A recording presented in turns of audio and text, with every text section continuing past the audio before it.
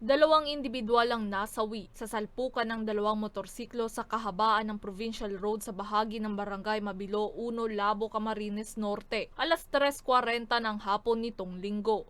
Kinilala ang mga nasawi na sina Rovi Esperas, 45 anyos, driver ng isang motorsiklo at residente ng Barangay Lugi, Labo, Camarines Norte, at ang isang angkas ng isa pang motorsiklo na si alias Tin, menor de edad. Kinilala naman ang driver ng isa pang motorsiklo na si alias Justin, 18 anyos, ng Barangay Ginakutan, Labo, Camarines Norte. Batay sa investigasyon ng Labo Municipal Police Station, mula sa sentro, papunta ng Barangay Tulay na lupa sa Esperas. Subalit nasakop umano ni alias Justin ang linya nito na nauwi sa salpukan.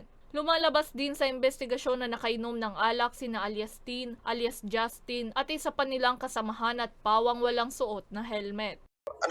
Posibleng mabilis po ang patakbo kaya nagkaroon po ng severe injury at nauwi po nga sa pagkamatay po ng mga occupants, mga riders po.